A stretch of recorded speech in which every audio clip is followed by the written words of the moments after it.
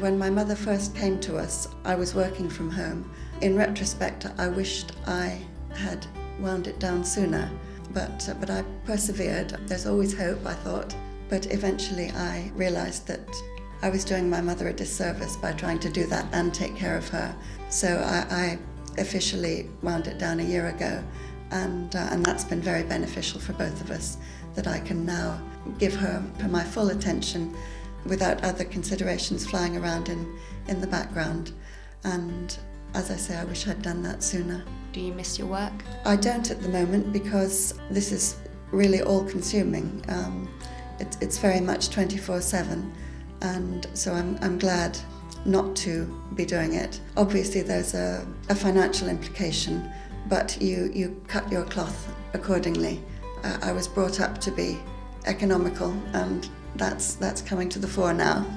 So you're the sole carer for your mum, Yes. But she lives with you, your husband, and your elder children, grown-up children.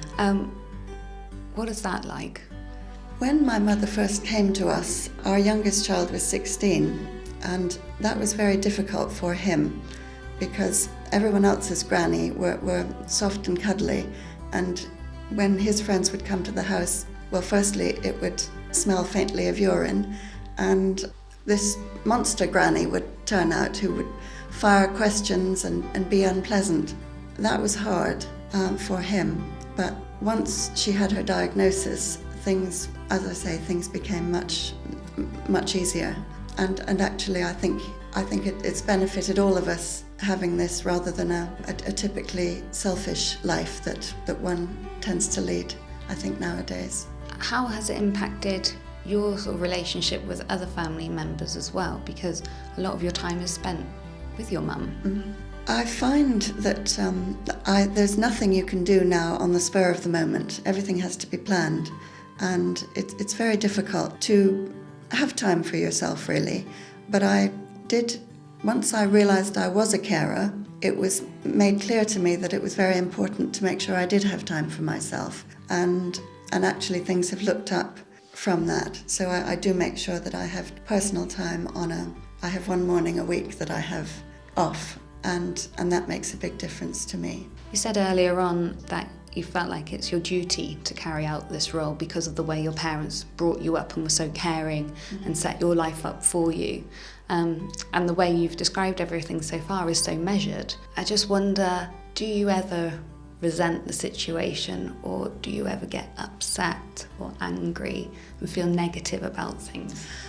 I don't consider it my duty to be looking after my mother. I really feel that I'm very lucky to be in the position of being able to do it, to choose to do it. And I do owe thanks to my husband and my family for that. Obviously there are times when it's really grim, and you do think, oh my goodness, am I going to be able to keep on with this? But I'm very fortunate, because I go once a month to the Alzheimer's Society in Salisbury, and they give us such fantastic support and training.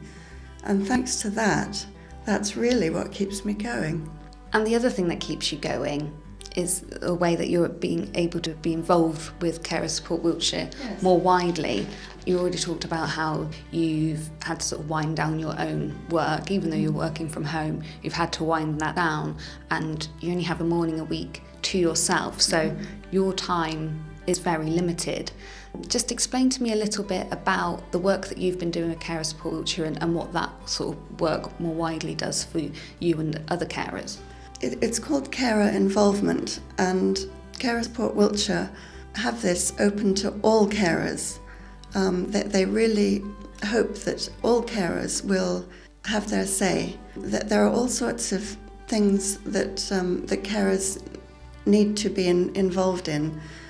For instance, at the moment, Wiltshire Council is reviewing its carer strategy, and carers have been asked to have their say on that. When Carer Support Wiltshire employ new people, carers are always on the recruiting panel. What does that mean personally to you, to be able to be part of something like that? With regard to the carer involvement, I'm very pleased to have the opportunity to have my say. There's no doubt that at home people don't particularly want me to have my say, so it's lovely to have my say on this matter. Also, I do feel as a carer, in my situation, a carer for someone with dementia, my horizons have become limited, and doing carer involvement work has broadened my horizons again and made me feel that I'm rejoining the human race, really, rather than being in the institution of my own home taking care of someone with dementia. So it has made a huge difference to me, and it really is important that as many carers as possible have their say.